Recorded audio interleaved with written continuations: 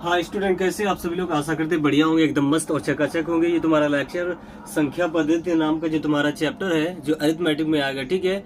All competitive exam के लिए arithmetic बहुत जरूरी होती है, तो इस चीज को अच्छे से समझ ले, क्योंकि संख्या पद्धति नाम से ये तुम्हारा जो लेक्चर जा रहा है, उस लेक्चर में तुम्हें बेसिक इन्फॉर्मेशन मिलेगी संख्या पद्धति के बारे में या नंबर सिस्टम के बारे में। उसे अच्छे से समझ लीजिए। देखिए, पहला मार्जिन पॉइंट दिया गया है, उसमें क्या कह रहा है? उसमें कह रहा है किसी संख्या को लिखना व पढ़ना। मतलब यहाँ पर किसी संख्या को लिखना और पढ़ना बताया जाएगा। जिससे कोई बोल दे कि 1,705,000 को लिखो, तो ये चीज जैसे तुम्हारा बोल दे तो इसे कैसे लिखा जाएगा, अगर ऐसा लिखा होगा तो उसे कैसे पढ़ा जाएगा, वो तो आप लोग समझते होंगे इकाई, दहाई, सैकड़ा के हिसाब से, ठीक है। फिर भी और इसी प्रकार से आप लिखना भी जान जाएंगे, ठीक है। उस चीज को छोड़ते हैं। आप स्थानीय मान व जाति मान क्या होते हैं, इस चीज को बता देते हैं। कोई संख्या जो होती है उसका स्थानीय मान कैसे निकालते हैं, मतलब उसमें किसी अंक का स्थानीय मान कैसे निकालते हैं, वो आप लोग समझते होंगे। जैसे तुम्हारा ये लिख दिया जाए 2, 7, 8, 9 और ये तुम्हारा 0 है। जैसे इसमें अगर 7 का स्थानीय मान पूछ दे तो आपको क्या करना है, 7 को पहले उतार लेना है, 7 के राइट में मल्टीप्लाई का साइन देना, ठीक है। उसके बाद में 1 के राइट में आपको क्या करना है, ये लिखना है। या आप एक काम करो, ये बिल्कुल नहीं करना। 7 का स्थानीय मान पूछ रहा है, 7 को पहले लिखा, ठीक है। 7 के राइट में जितने 0 है, 1 2 3 जितने डिजिट थे 1 2 3 उतने ही यहाँ पे 0 लगा दिया जाता है, बन गया स्थानीय मान 7 का। इसी प्रकार से ये 2 का निकालोगे तो 2 के राइट में 1 2 3 4 जितने डिजिट है आपको 4 0 लगा देना, इसका स्थानीय मान बन जाएगा 20,000, ठीक है। इसी प्रकार से आपको देखो स्थानीय मान क्या हो गया जान लिया आपने, ठीक है। जाति मान अगर कि इसमें इस संख्या में किसी भी अंक का जाति मान पूछ दे तो जैसे 8 का जाति मान 8 ही हो जाएगा, 7 का जाति मान सिर्फ 7 ही हो जाएगा और 2 का जाति मान वही 2 ही रह जाएगा, ठीक है। तो यहाँ पर किसी संख्या में दी गई उसके अंकों का स्थानीय मान व जाति मान निकालना आपने समझ लिया होगा, ठीक है। अब देखो, अब उसके बाद विभाजन के नियम तुम्हारे हैं यहाँ पर 2 3 4 5 6 7 8 9 10 11 से विभक्ति के नियम। मतलब कोई संख्या इनमें से अगर 2 से कटनी है, सबसे पहले हम बताते हैं कि कोई संख्या तुम्हारी 2 से कैसे कटती है। कोई संख्या 2 से तभी कटेगी जबकि उसका इकाई का अंक तुम्हारा या तो 0 हो या तो 2 से कटने वाला कोई नंबर हो, जैसे 4 6 8 वगैरह कुछ भी, ठीक है। तो वो तुम्हारा 2 से जरूर कटेगा। जैसे इस प्रकार से हम तुम्हारा एक नंबर ले लें, ये 0 4 और ये इतना और ये तुम्हारा लास्ट में इतना, ठीक है। 20,428 ले ले। देखो ये तुम्हारा 2 से कटने वाला नंबर है, ये जरूर तुम्हारा 2 से पूरा नंबर कटेगा। इसी प्रकार कोई नंबर जैसे तुम्हारा हो जाए और ये इस प्रकार का तुम्हारा इकाई का अंक 0 है तो ये भी 2 से कटेगा, ठीक है। तो इस प्रकार की पहचान होती है। कोई किसी भी संख्या का अगर इकाई का अंक तुम्हारा 0 2 या 4 6 8 इत्यादि में से कुछ भी इकाई का अंक है तो वो पूरी संख्या आपकी 2 से कटेगी। 2 से विभक्ति का नियम खत्म। अब देखिए, कोई संख्या 3 से कैसे कटेगी? कोई संख्या 3 से तभी कटती है जबकि उसके सभी अंकों का आप जोड़ डालें, योग कर डालें और जो योगफल आए वो तुम्हारा 3 से कटने वाला कोई नंबर अगर बन रहा है तो वो तुम्हारी पूरी संख्या 3 से कटेगी, ठीक है। अब 4 से विभक्ति के नियम बताते हैं। यदि कोई दी गई संख्या, जैसे तुम्हारा मान लेते हैं, चलो यही 14 और 17 मैंने मान लिया, ठीक है, और 2 कि यदि कोई संख्या तुम्हारी किसी संख्या की दहाई और इकाई अंक इतना जो भाग है अगर 4 से कटेगा तो पूरी संख्या तुम्हारी 4 से कटेगी। इसको देखते हैं, ये तुम्हारा 4 एकम 4 और बचा 4 3 7 4 8 32, ये पूरा 4 से कट रहा तो ये पूरी संख्या तुम्हारी 4 से कटेगी। 4 से विभक्ति का नियम यही होता है, ठीक है।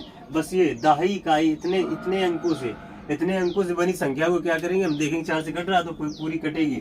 अब 5 से विभक्ति के नियम में क्या होता है, 5 से विभक्ति, देखो कोई संख्या 5 से तभी कटती है जबकि उसका इकाई का अंक, ठीक है, ये सबसे इस तरफ वाला अंक, सबसे इस तरफ का अंक जो इकाई का अंक होता है वो तुम्हारा 0 या 5 है तो पूरी संख्या तुम्हारी 5 से कटेगी, याद रखना। अब 6 से विभक्ति के नियम के बारे में बताते हैं। देखो कोई संख्या अगर सम संख्या है, कोई संख्या अगर सम संख्या है और वो 3 से कट रही है, ठीक है, या कोई संख्या अगर तुम्हारी सम संख्या है और उसके साथ साथ उसके अंकों का योगफल तुम्हारा 3 से कट रहा है तो वह संख्या तुम्हारी 6 से जरूर कटेगी, ठीक है। इसी प्रकार से जैसे तुम्हारा एक नंबर ले लेते हैं, जैसे 1 हो गया तुम्हारा 1 3 और ये तुम्हारा 7, इसके अंकों का योग तुम्हारा कितना हो जाएगा, सॉरी 138 ले लें, ठीक है। इसके अंकों का योगफल हम करेंगे।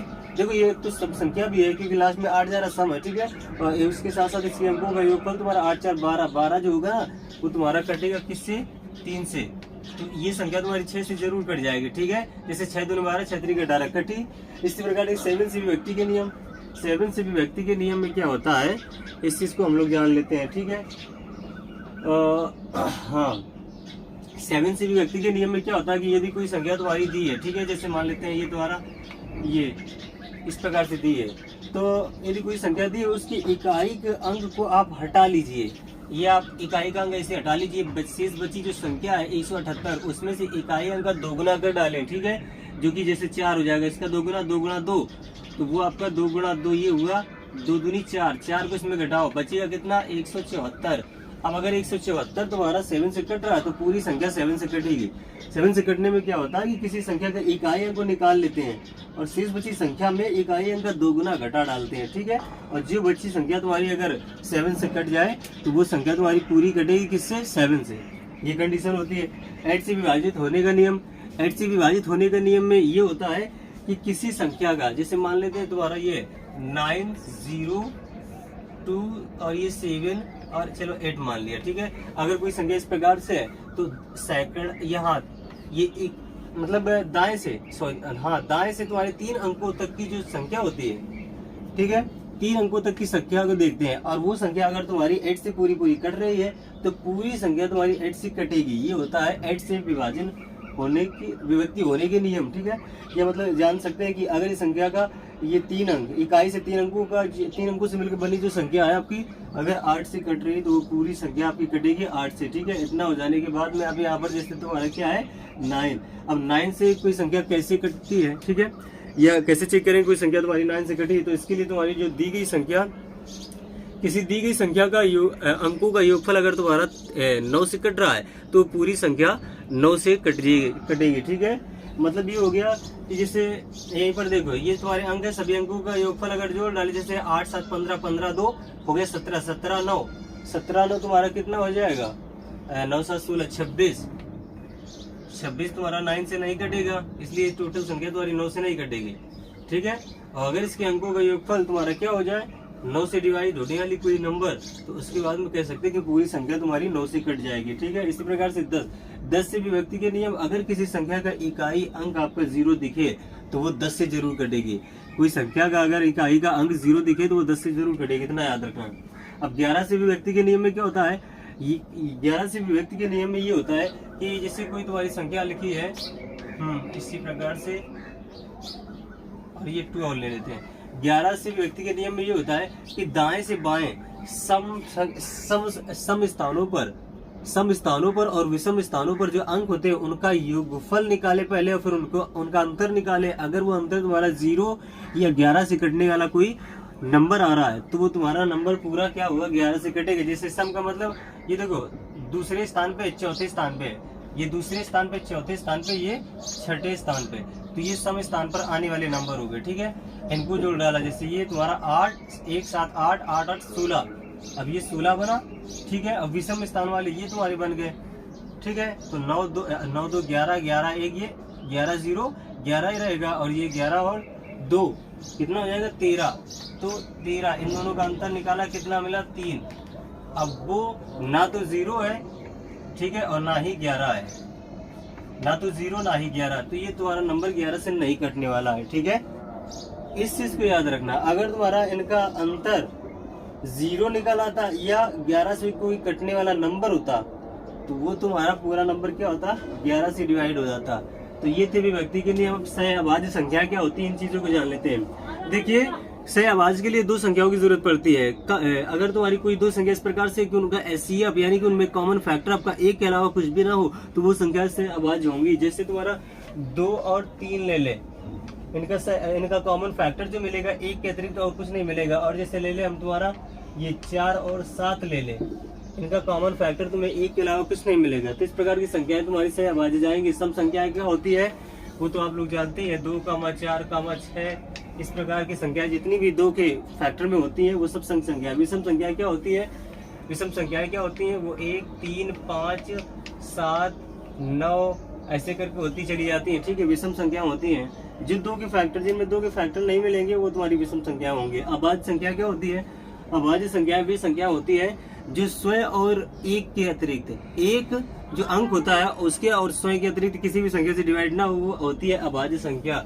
जैसे तुम्हारा अगर देखा जाए तो अभाज्य संख्या अगर हम 2 को देखें तो तुम्हारा 2 को 2 से ना काटे और 1 से ना काटे तो ये किसी से नहीं कटेगा। इसी प्रकार से 3 को अगर 3 और 1 के अलावा ना काटे किसी भी संख्या, 3 और 1 के अलावा किसी भी संख्या से अगर काटेंगे 3 भी नहीं कटने वाला है। अब 4 तो तुम्हारा 4 और 1 के अलावा तुम्हारा 2 से भी कट रहा है तो वो अभाज्य नहीं होगा, वो भाज्य हो जाएगा। 5 को देखें तो 5 तुम्हारा 1 और 5 के अतिरिक्त, 1 और 5 के अतिरिक्त ये तुम्हारा किसी से नहीं कटेगा, ये भी अभाज्य में आ रहा है। इसी प्रकार से 7 भी है। और 9 को देखें तो 9 तुम्हारा 9 और 1 के अलावा तुम्हारा ये 3 से भी कट रहा है तो वो तुम्हारा अभाज्य नहीं भाज्य हो जाएगा। 10 भी हो जाएगा, 11 तुम्हारा अभाज्य होगा। इसी प्रकार से 13, तो ये अभाज्य संख्याएं तुम्हारी ऐसी जाती है। ठीक है, इन चीजों को याद रखना। इतना हो जाने के बाद अभाज्य व अभाज्य की जांच, भाज्य व अभाज्य की जांच। इसमें तुम्हारा ये लास्ट पॉइंट है। इसमें क्या होता है कि अभाज्य और भाज्य संख्याएं क्या है, इस चीज की जांच की जाती है। ठीक है, वो कैसे जांच करेंगे, जैसे तुम्हारा मान लेते हैं कि एक नंबर कोई 174 नंबर है, इसे कैसे जानेंगे कि ये भाज्य संख्या है कि अभाज्य। देखिए, इसे जानने के लिए क्या होता है कि हमें 174 ऐसी संख्या लेनी पड़ती जिसका वर्ग 174 हो या इससे कम हो लेकिन ज्यादा ना हो।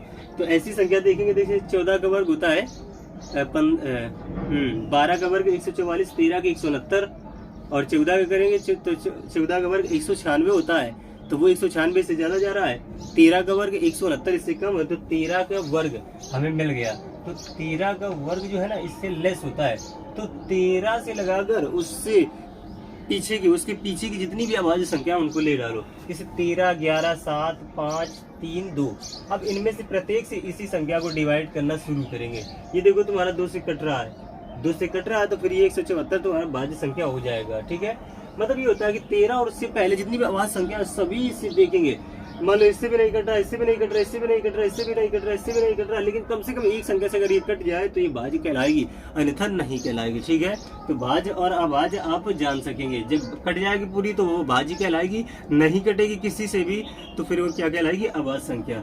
हाँ चलो, इतना हो जाने के बाद में लास्ट पॉइंट है आपका कह रहा संख्याओं ए व बी के लिए ये चीज होता है। एक फार्मूला याद रखना, अगर कोई दो संख्या ए और बी इस प्रकार की है कि ए को बी तुम्हारा डिवाइड करे, ठीक है, इस प्रकार से, जैसे ये तुम्हारा ए है उसे बी विभाजित कर रहा है, तो विभाजित करने के बाद में तुम्हारा देखो ये कोसेंट भागफल भी आता है और उसके बाद में तुम्हारा एक शेषफल भी आता है जिसे रिमाइंडर बोलते हैं। ठीक है, मान लो कोई संख्या, हाँ ये सी घटने पर शेषफल तुम्हारा ये आ गया और क्यू तुम्हारा भागफल है। तो इतना हो जाने के बाद में 3 चीजें मिलती है इन दो संख्याओं के बाद में, ए और बी के अलावा में क्यू और आर भी मिलते हैं। ये क्यू आपका होगा क्या, भागफल, ठीक है, और ये होगा आपका क्या, शेषफल। ये आपका भागफल है प्लस शेषफल। तो मतलब ये होता है कि ए और बी के लिए जब ए को बी डिवाइड करे तो ए क्या कहलाएगा, आपका भाज्य होगा, बी होगा भाजक, और ये क्यू जो है आपका भागफल होगा जो यहाँ आता है नंबर। ठीक है, और शेषफल तुम्हारा ऐड होगा इन दोनों भाजक और भागफल के गुणनफल में। तो ये चीज एक रिलेशन याद रखना, संख्याएं ए और बी जब इस प्रकार की हो कि ए को बी डिवाइड करे और डिवाइड करने के बाद में भागफल आपका क्यू आ जाए, शेषफल आर आ जाए, तो चारों राशियों के मध्य में ये रिलेशन होता है, भाज्य बराबर भाजक गुणा भागफल प्लस शेषफल, जहाँ भाज्य आपका क्या होगा ए और भाजक होगा बी, और ये भागफल जो होगा आपका क्यू और आर, शेषफल जो होगा आपका आर। ठीक है, ये आपका बी हो गया, और ये जो चीज है आपका, चलो यहाँ लिख देते हैं। ठीक है, ए, ये चीज आप इतना याद रखना। ठीक है, तो बस यही था संख्या पद्धति में। ठीक है, इन पॉइंट्स को एक बार और रिवाइज कर लेना, बहुत ही अच्छे से कंप्लीट हो जाने के बाद में अगली एक्सरसाइज में अपना लेकर आ रहा हूँ। उसी एक्सरसाइज में ये सारी पॉइंट धीरे धीरे करके आपके क्लियर हो जाएंगे। ठीक है, और इन चीजों को जानना इसलिए भी जरूरी है क्योंकि मैथ तुम्हारा अरिथमेटिक जो है ना, अगर संख्याओं के बारे में ऐसी जानकारी होगी बढ़िया से तो आगे क्वेश्चन तुमसे शायद सारी क्वेश्चन बहुत ही अच्छे से समझ में आया करेंगे, नहीं तो दिक्कत बहुत खड़ी हो जाती है। ठीक है, तो चलिए मिलते हैं अगली वीडियो में, तब तक हमारे चैनल को सब्सक्राइब कीजिए और हमसे जुड़िए।